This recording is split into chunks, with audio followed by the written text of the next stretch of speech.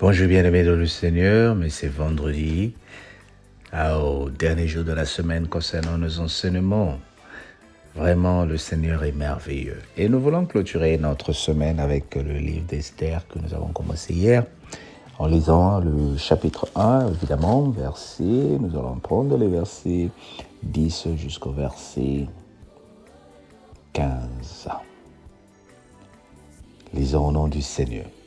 Le 7e jour, comme le cœur du roi était réjoui par le vin, il ordonna à Mehamal, Bizal, Arbona, Bigta, Agapa, Seta et Karskas, les 7 eunuques qui servaient devant le roi Assuérus, d'amener en sa présence la reine Vati, avec sa couronne royale pour montrer sa beauté au peuple et aux grands, car elle était belle de figure. Mais la reine Vati refusa de se présenter, de venir quand elle reçut par les eunuques l'ordre du roi. Et le roi fut très irrité et il fut enflammé de colère.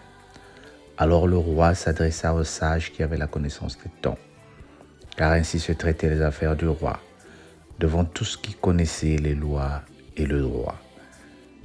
Il avait auprès de lui Kashani, Shebata, Admanta, Tarsis, Mérès, Marsena,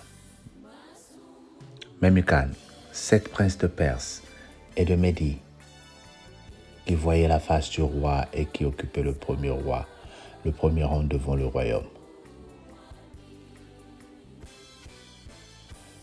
Quelle loi faut-il appliquer à la reine Vati pour n'avoir point exécuté ce que le roi Assuérus lui a ordonné par les eunuques?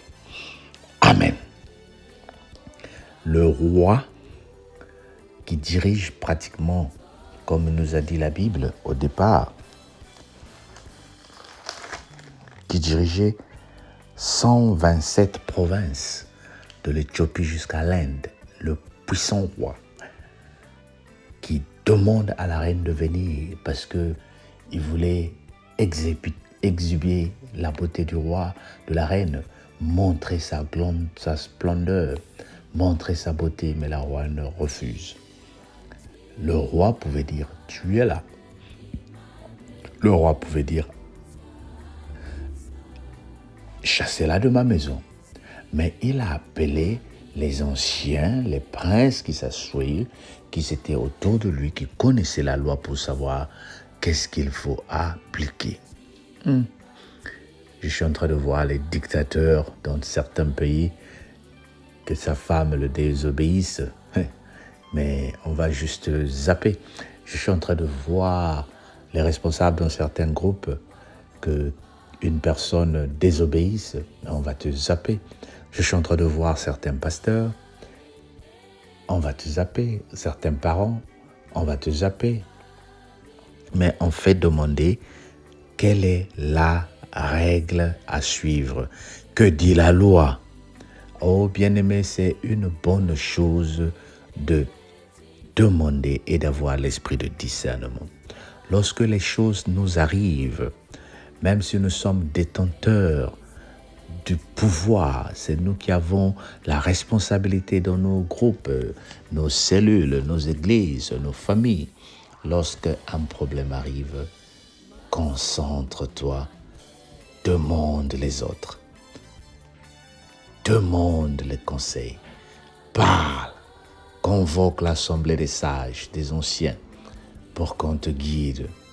Il y a des décisions que nous avons prises sous l'effet de la colère qui nous ont conduits dans les erreurs. Et il y en a qui se sont retrouvés en prison.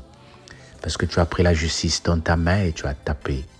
Parce que tu as pris la justice dans ta main et tu as voulu mettre un couteau. Et souvent, nous nous cachons en disant, c'est la défense. Non, il n'y a pas la défense. Nous avons appris et nous sommes en train d'apprendre ici quelque chose de très important. Le roi nous montre comment il était sage ici.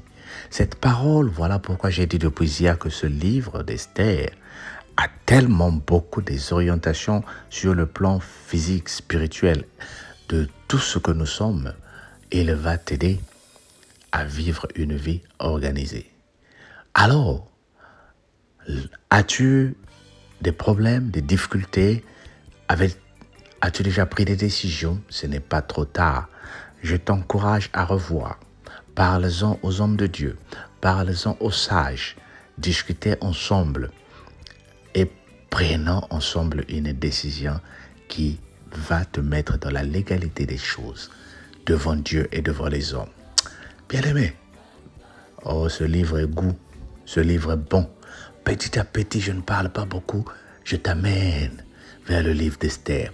Je t'ai dit même si tu l'as déjà lu, mais cette fois-ci, c'est sur notre vision. Alors, je t'invite lundi à suivre les enseignements que le Seigneur va nous révéler. Sois béni au nom de Jésus.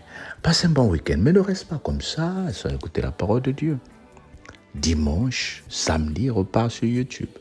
Partage et médite la parole de Dieu. Sois béni au nom de Jésus. Bye bye.